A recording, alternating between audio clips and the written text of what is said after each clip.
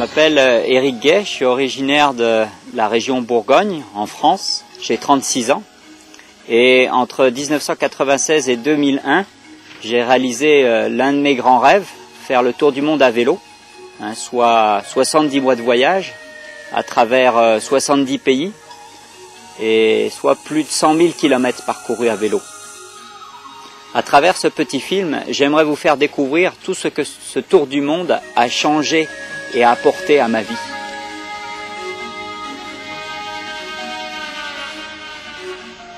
Je m'en rappelle, c'est le 1er janvier 1995, j'ai décidé de partir. J'ai préparé pendant 1 an. La préparation, en fait, c'est très excitant, parce que on sent qu'on va réaliser son rêve, on sent qu'on est prêt pour le départ. Et puis le jour du départ, on sent quelque chose de très fort. Et ce qui est très fort, c'est l'appréhension. Parce qu'on va totalement dans l'inconnu. J'avais jamais voyagé avant, quasiment jamais. Donc j'allais directement dans l'inconnu. Donc c'était vraiment presque une peur au ventre. Et après, je me suis rapidement libéré. Je suis monté dans l'avion, j'ai pleuré parce que j'ai quitté ma famille. C'est un moment très émotionnel. Et puis ensuite, dès les premières minutes dans l'avion, j'ai commencé à réaliser un peu la chance que j'avais. La chance que j'avais, ou plutôt la chance que je me suis donnée. Parce que finalement, d'autres gens sur la planète peuvent se donner la même chance, partir. Mais c'était un moment très fort. Je pressentais une vie extraordinaire en partant faire un tour du monde à vélo. Et en fait, je peux le dire clairement, j'ai pas été déçu. C'était vraiment une vie fantastique, même extraordinaire. Je me connaissais très peu, en fait, avant de partir. Je me suis découvert dans le voyage, j'ai compris qui j'étais. J'ai appris aussi à accepter mes défauts, parce que comme tout le monde, j'ai des défauts. Et avant de partir, je crois que j'avais bien du mal à accepter mes défauts, et je me connaissais très mal. Donc aujourd'hui, ça m'aide dans la vie de tous les jours. Ça m'aide dans les relations avec les gens que j'ai autour de moi, ça m'aide dans mon travail, etc. J'avais jamais philosophé, par exemple. Et puis en voyage, j'ai passé des heures et des heures à philosopher. Et puis aujourd'hui, je continue à passer des heures avec des gens que je rencontre à philosopher. Et philosopher, qu'est-ce que ça veut dire? Ça veut dire que je suis capable de réfléchir à mon idéal de vie, je suis capable de parler du bonheur. Et mon idéal de vie aujourd'hui, c'est croquer la vie à pleines dents. Et je crois que j'en profite pleinement de la vie aujourd'hui parce que je suis conscient de beaucoup de choses. J'ai réalisé beaucoup de choses finalement à travers ce voyage. Avant, j'en étais pas du tout conscient. Aujourd'hui, mon bonheur, il est simple. Il est simple, c'est vivre des moments intenses. C'est faire de nouvelles rencontres. C'est m'enrichir. Donc c'est ça le bonheur pour moi. C'est pas un bonheur matérialiste, c'est un bonheur intérieur. Bien, nous sommes partis de San José. San José est la capitale du Costa Rica. On est arrivé sur Puerto Viejo, au bord de la côte atlantique. Je crois que déjà, personnellement, je sens un contraste entre ces différents endroits. On est venu pour vraiment vivre le moment présent, aider les gens à pousser le bateau. Et je crois qu'en les aidant à pousser le bateau, c'est une manière de communiquer avec eux. C'est une manière de s'engager, de leur montrer qu'on veut vraiment partager leur vie de tous les jours. Et moi, je crois que le partage, c'est intéressant. Je l'ai vécu dans différents endroits du monde, à travers mon voyage. Et en fait, c'est très éducatif de partager. On apprend beaucoup.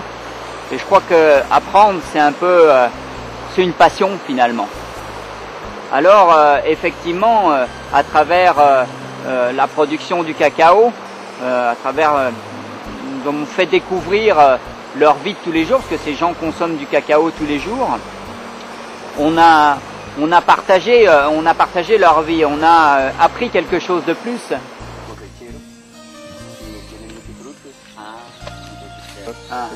En visitant cette communauté indigène, je me suis rendu compte, un peu par hasard, mais aussi grâce à des discussions qu'on a eues ces derniers jours, que mon style de vie, ma philosophie de vie était assez proche de la leur.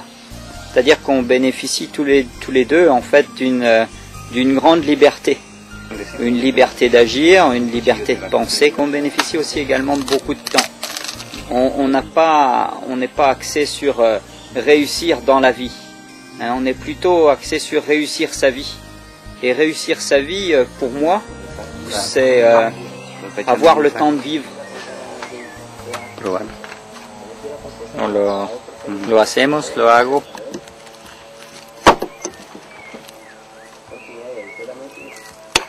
Así es la primera etapa en que cómo se saca el... Ahora vamos a probar. Pruébela.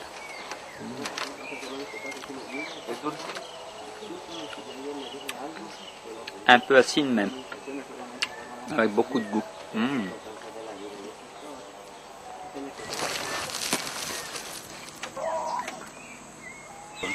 Y después, van en sacos. directamente se quedan así después de estar en el sol. Sí, porque la gente que compran el cacao en cantidad, lo secan bien seco y lo ponen en sacos grandes y los cuecen. Están para sacar la cáscara.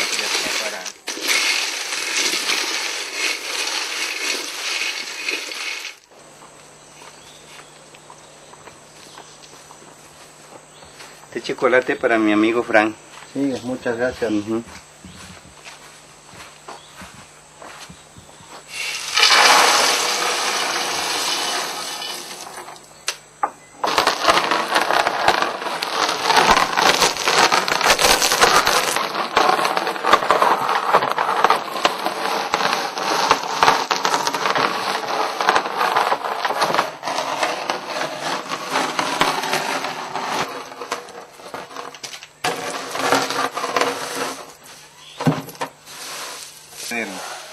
¿Qué lo muelen eso? Sí, hermano. No, yo lo muelo.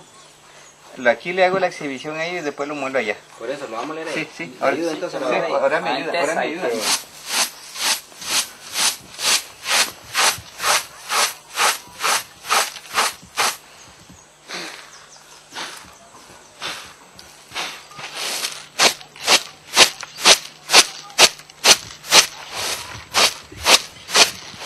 Ya falta poco.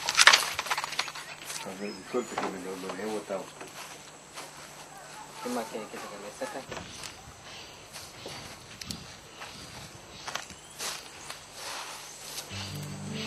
Queremos lo puro. Si, puro. Avoir une vie riche, hein, c'est ça qui me rend heureux, moi. Avoir une vie riche, c'est d'abord avoir une certaine liberté, ensuite faire de nouvelles rencontres, hein, pas forcément plus extraordinaires. Je crois que c'est forcément faire de nouvelles rencontres. Ça peut être rencontrer aujourd'hui même quelqu'un de très humble au bord de la route. C'est pas forcément rencontrer des gens extraordinaires. Hein, je cherche pas l'extraordinaire. Je cherche pas le plus, en fait. Je crois que j'ai compris à travers ce voyage que le plus risquait de me rendre malheureux. Et que désirer ce qu'avaient les autres risquait de me rendre malheureux. Alors aujourd'hui, je me suis défini un idéal de vie, c'est-à-dire continuer de voyager un peu, c'est-à-dire vivre sans stress, ou le minimum possible. Et ça, je pense que c'est tous des facteurs qui font que je trouve mon équilibre personnel.